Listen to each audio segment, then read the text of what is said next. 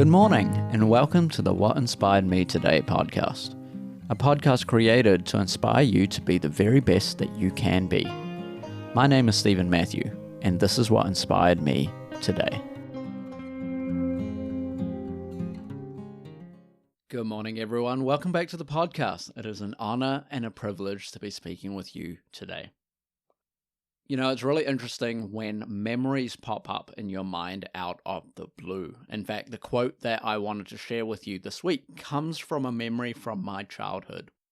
The quote that I wanted to share with you is from my mother. So, hi, Mum.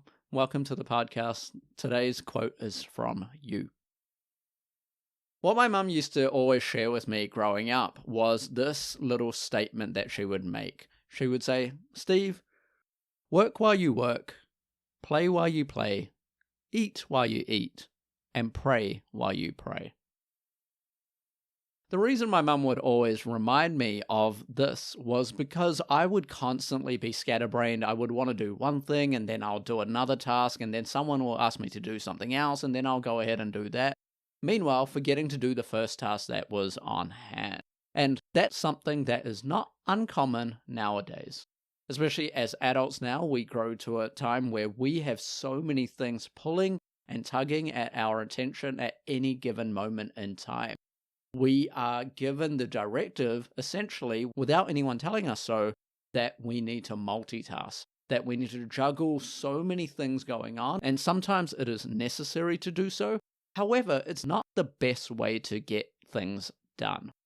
Now, when we talk about multitasking, there are some cases where it has a place. For example, if you're doing a task that requires no mental effort, then multitasking has a place. So, for example, if you're listening to music or watching something while folding the laundry or doing the dishes, then multitasking has a place. However, multitasking is not beneficial at all when we are trying to do tasks that do require mental effort and energy. In fact, multitasking is the least efficient way to actually get things done because we are actually splitting our mind's energy and effort towards multiple tasks when they're better served to get it done one at a time. In fact, research has shown that you actually lose 40% efficiency when you're trying to get multiple things done rather than doing it alone and one at a time.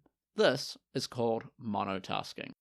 So then, how can we develop this all-elusive sense of concentration and power when getting tasks done? Now, our minds naturally are drawn to new and exciting things. It is actually a protective mechanism from our brain from back when we were hunter and gatherers, because we couldn't focus all of our energy and time on one task just in case we needed to make a run for it for survival purposes. So that back then was very useful. It's not as useful now, especially because we have everything trying to grab at our attention. Psychologists who work for big companies, they know this because that is why all of our phone apps constantly buzz, constantly give us notifications. It constantly has different color schemes to draw our attention. That is why ads have a certain number of seconds that they play. That is why comedians hit a joke every 30 seconds. All of these things are constantly trying to grab our attention. So how can we then work on ourselves so that we can get things done one at a time? The first thing I would suggest is to cut out all disruptions to create a distraction-free zone. Now, that might look like rearranging a room or clearing the clutter off your desk. It might look like turning off your phone or maybe putting it on silent or putting it on Do Not Disturb so that you're not bombarded with notifications as you are trying to work. When it's time to focus, make sure that it's just you and the task that is before you to complete. The second thing, and this goes back to the quote, is to do one thing at a time. Multitasking makes us feel like we are doing a lot. It makes us feel busy. However, it's not great for focusing, and it's not actually the most efficient way to get things done. So instead, dedicate your attention to one activity at a time, finishing what you begin before moving on to the next task. When you do get distracted though, be mindful of it. So what that just means is that when you get distracted, you recognize that you're distracted and then you turn your thoughts back to your work. This mindfulness means that you're not going to judge it, you're not going to feel shame about it, you're only recognizing when you're distracted and then returning back to it.